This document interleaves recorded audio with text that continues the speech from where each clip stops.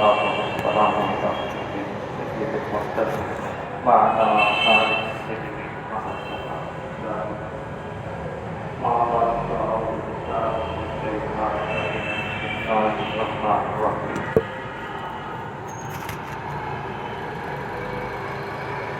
يا أيها الذين آمنوا لا تقولوا رأينا وانظرنا واسمعوا وللكافرين. صدق الله العظيم وبلغنا رسوله النبي الكريم الأمين. أما بعد يا من قضى جمال الله من كل ما قضى بعد قضى جان مقدساتك ما حكمته وحكمته بمقالته لا حكمته مقالته بمحمد. اے نبی تیرے جان نے کر دیا ہے مجھ کو کیا سے کیا، فتنہ بھرا ہوا تھا کیا ان کی خطبات کو. شراب کا کی عجب کو خیز ہے کہ جان گھر اگر اس کو مل جائے سستی ہے. اقبالہ مجروحت من سیف ہجرت الصفا. ابو بکر مکتو بابا مکتب تمام گروہ ماں آفزن رحم علی حلی اکبر. محمد سرے قدرت ہے کہ راز ان کا کیا جانے، شریعت میں مقدار میں حقیقت میں متوجہ ہے. واجب الاسلام تعلیم کرام، اللہ پر عزت کے ہم لوگ کہا کے بعد رضاب سے حضور سرور کائنات آچاریہ رب سید عالم رسول اکرم صلی اللہ علیہ وسلم کی ذات مبارک پر میرے پیارے محبوب کریم تو صلی اللہ علیہ وسلم کے درود و سلام کے بعد دعا کے اللہ تبارک و تعالی کا جان اندر اللہ تبارک و تعالی سچ حق کہنے سننے سمجھنے اس کے مطابق یہ قابل رکھنے اور عمل کرنے کی توفیق عطا فرمائے. حضرت سیدنا ابو ہریرہ رضی اللہ تعالی عنہ فرماتے ہیں کہ مجھے بھوک نے ستایا اور یہ وہ صحابی رسول ہیں جنہوں نے نبی اکرم صلی اللہ علیہ وسلم کی بارگاہ کے اندر عزت کر کے حاضر ہوئے اور جنہوں نے اپنے بادشاہ کی خدمت کی وجہ سے شادی کی اور دین مصطفیٰ کریم صلی اللہ علیہ وسلم کے سیکھنے کے لیے اپنا گھر بار وطن چھوڑ کر مدینہ منورہ حضور کے شہر کا رخ اختیار کیا اور حضور کے غلامی میں رہے. اور یہ اصحاب صفہ میں سے ہیں. حضرت سیدنا ابو ہریرہ صفہ کہتے ہیں چبوترے کو، اور یہ چبوترا نبی کریم علیہ السلام نے بیان کرایا تھا جو باہر سے آئے ہوئے لوگ ہوتے اور وہاں سیکھنے کے لیے سیکھتے اور چبوترے کے اندر رہتے. حضرت سیدنا ابو ہریرہ پاک رضی اللہ تعالی عنہ فرماتے ہیں تو بھوک نے بےتاب کیا، بھوک نے ستایا اور میں باہر جا کے بیٹھ گیا جہاں پہ صحابہ کرام کا گزر ہوا اور اس راستے پر حضرت سیدنا صدیق اکبر رضی اللہ تعالیٰ نماز ادا فرمانے کے بعد وہاں سے گزرے تو میں نے ایک آیت کریمہ پڑھی اور اس کے بارے میں حضرت سیدنا ابو بکر صدیق رضی اللہ تعالیٰ عنہ سے پوچھا اور ان کو فقراء کی فضیلت اور ان کو کھانا کھلانے کی فضیلت کی حاجت تھی. حضرت ابو بکر صدیق رضی اللہ تعالیٰ عنہ اس کا معنی مفہوم بتلا کر آگے چلے گئے. حضرت ابو بکر صدیق رضی اللہ تعالیٰ عنہ کے ہاں صورتحال یہ تھی کہ آپ کے گھر میں بھی کچھ کھانے کو نہیں تھا جو مجھے عطا فرماتے. پیچھے سے بادشاہ رضی اللہ تعالیٰ عنہ تشریف لائے. ان کی خدمت میں بھی ایک آیت کا معنی مفہوم سمجھنے کے لیے عرض کی. مطلب یہی تھا کہ میں کچھ ان سے گفتگو کروں گا، ہو سکتا ہے کہ یہ فرما دیں کہ آؤ چلو تمہیں کھانا کھلاتے ہیں. مجھے بھوک بڑا کتاب اور تڑپا رہی تھی، تو وہ بھی آیت کریمہ کے بارے میں بتلا کر چلے گئے، اور ان کے گھر میں بھی کچھ کھانے کو نہیں تھا کہ وہ مجھے کھلا کے پیچھے سے حضور سفر کائنات سید اعظم صلی اللہ علیہ وآلہ وسلم نے سکھلا حضور سید اعظم صلی اللہ علیہ وآلہ وسلم مجھے دیکھ کر مسکرانے لگے، تو میں نے عرض کی حضور مجھے بھوک نے بتاب کیا ہے، بھوک برباد کیا ہے۔ حضور سید اعظم رسول اکرم نور مجسم صلی اللہ علیہ وآلہ وسلم نے فرمایا اے ابو بکر آؤ چلو۔ فرماتے ہیں میں نبی کریم علیہ السلام کے پیچھے پیچھے چل دیا۔ حضور اکرم صلی اللہ علیہ وآلہ وسلم اپنے کاشانہ نبوت کے تشریف لے گئے اور گھر سے دریافت فرمایا کچھ کھانے کو آئے۔ انہوں نے عرض کی جی حضور ایک دودھ کا پیالہ موجود ہے جو فلاں جگہ سے آیا ہے۔ تو حضرت سیدنا ابو ہریرہ پاک رضی اللہ تعالیٰ عنہ فرماتے ہیں میری جان میں جان آ گئی کہ چلو دودھ کا پیالہ پیوں گا، کچھ نہ کچھ آسرا ہو جائے گا۔ فرماتے ہیں سرکار دو عالم صلی اللہ علیہ وآلہ وسلم نے فرمایا ابو ہریرہ میں نے عرض کی کہ یا رسول اللہ صلی اللہ علیہ وسلم، فرمایا جاؤ اور اصحاب صفہ کو بلا کے دلاؤ۔ اصحاب صفہ کی تعداد تقریباً 70 سے 400 تک رہتی ہے۔ حضرت ابو ہریرہ پاک رضی اللہ تعالیٰ عنہ فرماتے ہیں جب حضور نے یہ فرمایا کہ سارے صفہ والے صحابہ کو بلا کے لے آؤ، تو میرے دل میں خیال آیا ایک پیالہ دودھ کا ہے اور ظاہر ہے بھوکے تو سارے ہی ہیں، اصحاب صفہ سارے بھوکے ہیں، 70 آدمی کے منہ پر یہ ایک پیالہ جائے تو کیا کرے گا، اور ظاہر ہے حضور بلوا رہے ہیں تو پھر حضور ان سے بھی کہیں گے کہ پیو۔ فرماتے ہیں پھر مایوسی سی ہو گئی اور سرکار دو عالم صلی اللہ علیہ وسلم کے حکم کی پابندی بھی کرنی تھی اور حضور کے حکم عذوری نہیں کرنی تھی۔ یہ آپ خدا کے لے آئے ہیں حضور علیہ السلام نے سارے صحابہ کو ملا کے پاس تو سارے بیٹھے۔ حضور نے فرمایا ابو ہریرہ عرض کی یا رسول اللہ صلی اللہ علیہ وسلم لبیک۔ حضور نے فرمایا کہ یہ دودھ اس کو پلانا شروع کرو۔ میں نے دودھ پلانا شروع کر دیا، دودھ کا پیالہ اٹھایا، میں نے کہا دوسرے آدمی تیسرے تک جائے گا دودھ ختم، اب مجھے تو کچھ ملے گا ہی نہیں۔ فرماتے ہیں میں حضور علیہ السلام کی فرما برداری بھی کرنی تھی، حضور کے حکم کو ٹال بھی نہیں سکتا تھا۔ فرماتے ہیں وہ دودھ کا پیالہ میں نے دیا، پہلے آدمی کو، دوسرے کو، تیسرے کو، چلتے چلتے چلتے چلتے اسی قدر ہر صحابی پیتا گیا اور سیر ہو گیا، اور دودھ کا پیالہ جب سب نے پی لیا تو میں نے دیکھا دودھ کا پیالہ اسی قدر ہے، اس کے اندر کوئی کمی آئی نہیں۔ حضور نے میری طرف مسکرائے، دیکھا، فرمایا ابو ہریرہ پیو۔ میں نے دودھ پیا، پھر دودھ بچ گیا۔ حضور نے پھر فرمایا ابو ہریرہ پیو، میں نے پھر پیا، پھر بھی دودھ بچ گیا۔ تیسری مرتبہ حضور علیہ السلام نے فرمایا کہ پیو، میں نے پیا تو پھر بھی دودھ بچ گیا۔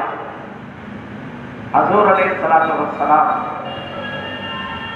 کی بارگاہ کے اندر وہ پیالہ پیش کیا تو حضور سرور کائنات صلی اللہ علیہ وآلہ وسلم کی پاک ذات نے وہ دودھ کا پیالہ پیا، اور حضور علیہ السلام کی پاک ذات نے پی کر دودھ نوش فرمایا۔ اب آپ بتائیے کوئی ایسا آقا دنیا پہ ملے گا، کوئی ایسا محسن اعظم ملے گا کہ غلاموں کو پہلے پلائے، آپ غلاموں کے بعد پیے اور پھر غلاموں کا جھوٹا پیے.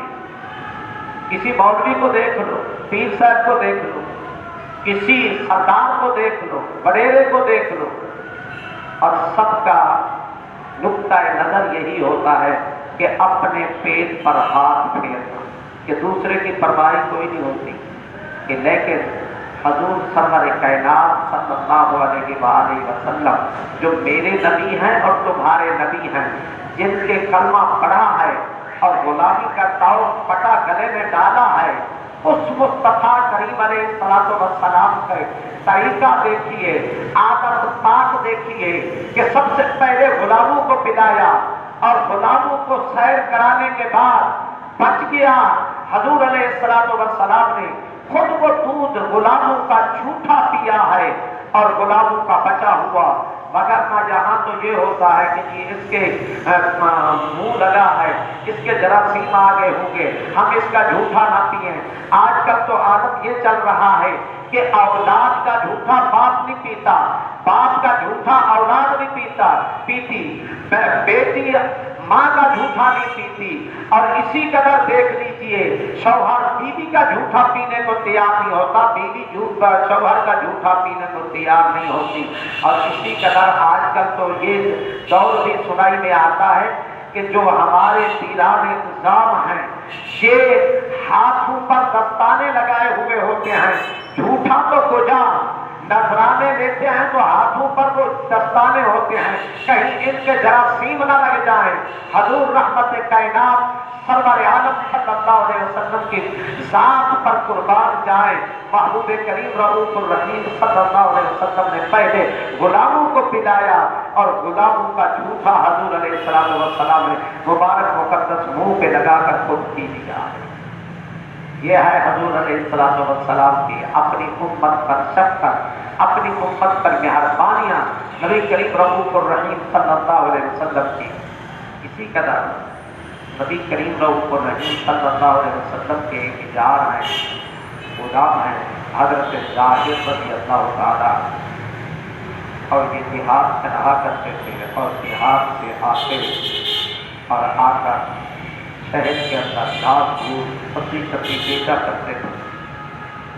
ایک دن یہ دکان پر کچھ بیچ رہے تھے، خرید و فروخت کر رہے تھے مدینہ منورہ کے اندر. حضور رحمت کائنات صلی اللہ علیہ وسلم کا وہاں سے گزر ہوا. حضور سرور کائنات صلی اللہ علیہ وسلم پوچھے، حضرت زاہد کو پتہ ہی وہ اپنی مگر میں کھڑے ہیں اور حضور علیہ السلام نے پیچھے سے جا کر حضرت زاہد رضی اللہ تعالیٰ عنہ کے مبارک آنکھوں پر ہاتھ اور حضرت زاہد رضی اللہ تعالیٰ عنہ کے آنکھوں پہ ہاتھ دیا. تو یہ بتلائیے کہ حضرت زاہد کو پتہ نہیں چلا ہوگا کہ ہاتھ کس کے ہیں. حضور پوچھتے ہیں کون؟ حضرت زاہد خاموش ہے. دوسری دفعہ تیسری دفعہ کہ کچھ دیر کے ہاتھ آنکھوں پہ دھرے رہے. دعا کرو جب موت آئے تو مصطفیٰ کے ہاتھ آنکھوں پر دھرے ہوئے ہو ہر غلام. تو حضرت زاہد رضی اللہ تعالیٰ عنہ کو بات نہیں کرتے. حضور فرماتے ہیں میں کون ہوں؟ پھر بولتے ہیں آپ کون ہیں؟ اور پھر اپنی پیٹھ مبارک پیچھے کرتے جا رہے ہیں. حضور کے سینہ انور کے ساتھ اپنی پیٹھ کو ملنے لگے. اور حضور علیہ السلام نے فرمایا کہ کون ہے جو اس غلام کو خریدے؟ کہ کون ہے اس غلام کو خریدے؟ حضرت زاہد رضی اللہ تعالیٰ عنہ نے جب یہ الفاظ سنے حضور علیہ السلام کے کہ حضور فرما رہے ہیں کہ کون ہے جو اس غلام کو خریدے؟ حضرت زاہد رضی اللہ تعالیٰ عنہ کہتے ہیں یا رسول اللہ صلی اللہ علیہ وآلہ وسلم، اس کھوٹے سکے کو، کھوٹے غلام کو جو مقام و مرتبے کے لحاظ سے چھوٹا ہے، اس کو کون خریدے گا؟ حضور سرور کائنات صلی اللہ علیہ وسلم نے فرمایا کہ چھوٹا ہے، یہ چھوٹا نہیں ہے بلکہ بڑا قیمتی ہے. اللہ کے ہاں یہ بڑا قیمتی ہے. اور رب کے ہاں میری غلامی کی وجہ سے اس کا مقام و مرتبہ بہت بلند ہے۔ جسے حضور بلند کریں، جسے حضور بلند کریں، پھر پوچھے کہ ان کا مقام کیا ہوگا۔ حضور کوئی چیز میں بلند کروں تو میرا ہاتھ یہاں تک جاتا ہے، یہاں تک بلند ہوگا، اور اگر کوئی بڑے قد والا آ جائے وہ تھوڑا سا اوپر، اگر چھت پر چڑھ کر کوئی بلند کرے تو کچھ اور ہوگا۔ اور قربان جاؤں رحمت کائنات صلی اللہ علیہ وآلہ وسلم جس غلام کو بلند فرما رہے ہیں، پھر ان کا مرتبہ اور مقام کیا ہوگا۔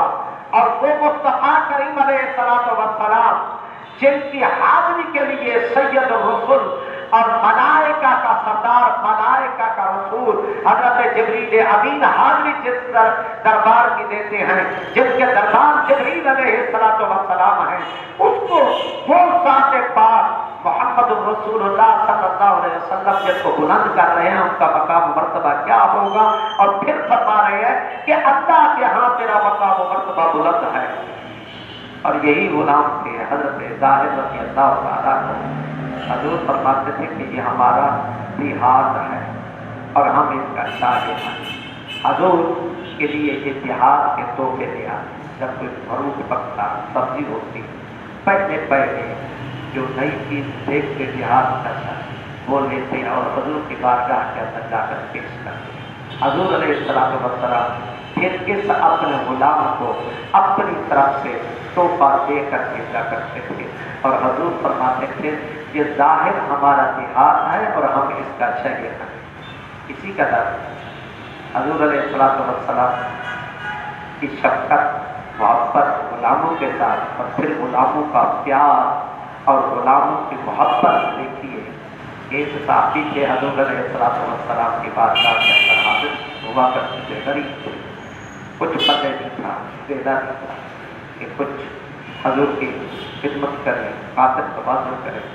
اور جب وہ بازار میں جاتے، شہر کے اندر جاتے تو دکان پہ رک جاتے، اور دکان پہ جو دیکھتے کہ شہر کے اندر سب سے پہلی چیز آئی ہوئی ہے، ابھی نئی چیز آئی ہے، وہ خریدتے، اور خرید کر وہ حضور کی بارگاہ کے اندر جا کے ہم پیش کرتے، عرض کرتے حضور یہ تحفہ ہے، قبول فرمائیں۔ حضور کو تحفہ قبول فرما لیتے اور خود بھی کھاتے، غلاموں کو بھی کھلاتے، اور اس غلام کے حق میں حضور دعا کے لیے ہاتھ اٹھا دیا کرتے تھے، حضور دعائیں دیا کرتے تھے۔ اور جب وہ ہفتے بعد دوبارہ آتا تو پھر دکان پہ وہ کوئی چیز لینے کے لیے جاتا، اور دکاندار اسے کہتا کہ وہ چیز لے گیا تھا، اس کی قیمت تو ادا کرو، رقم تو دو، یہ ادھار لے جایا کرتا تھا۔ پھر اس کو کہتا آؤ تمہیں رقم دلواتا ہوں، آؤ تمہیں قیمت دلواتا ہوں، حضور کی بارگاہ کے اندر لے جاتا۔ حضور اس دن آپ نے وہ پھل نہیں کھایا تھا جو میں نے آپ کی بارگاہ کے اندر پیش کیا تھا؟ حضور فرماتے ہیں ہاں، وہ تحفہ میں نے جو پیش کیا تھا حضور آپ جانتے تو ہو میرے پلے تو ہے کچھ نہیں حضور، اب یہ مجھے دکاندار روکی کھڑا ہے اور حضور اس کو پیسے دینے ہیں۔ حضور علیہ السلام اس دکاندار کو پیسے دیا کرتے اور پھر فرماتے کہ کیا تکلف کی ضرورت تھی، کیوں لے آتا تھا، نہ لے آتا، تمہیں کہا تو نہیں کیا میں نے، تم سے مانگا تو نہیں ہے، تو کیوں لیتا ہے؟ کہتا ہے حضور ہاتھ جوڑ کر عرض کرتا ہے یا رسول اللہ صلی اللہ علیہ وسلم، جب کوئی چیز دیکھتا ہوں بازار کے اندر نہیں آئی ہوئی ہے تو میرا دل کرتا ہے کہ سب سے پہلے میرے محبوب ہی اس کو استعمال کریں اور مدینے والوں کے پاس یہ چیز بعد میں جائے، اس لیے میں اپنے دل کو راضی کرنے کے لیے وہ لے آتا ہوں اور لے کر آپ کی بارگاہ کے اندر پیش کر دیتا ہوں، میرے پلے ہے کچھ نہیں، قیمت آپ اس کو ادا فرما دو۔ حضور علیہ السلام پھر وہ اس دکاندار کو قیمت بھی ادا فرماتے اور حضور علیہ السلام پھر دوبارہ اس کو دعا دیا کرتے تھے، 2 مرتبہ وہ دعا لے لیا کرتا تھا حضور علیہ السلام سے۔ دعا ہے اللہ تبارک و تعالیٰ کی بارگاہ میں اندر کہ اللہ تبارک و تعالیٰ ہم سب کو نبی اکرم صلی اللہ علیہ وآلہ وسلم کے ساتھ پکی سچی محبت اور عقیدت عطا فرمائے، اور صحابہ کرام رضوان اللہ تعالی علیہم اجمعین کے نقش قدم پر چلنے کی توفیق عطا فرمائے۔ وآخر دعواہم ان الحمد للہ رب العالمین۔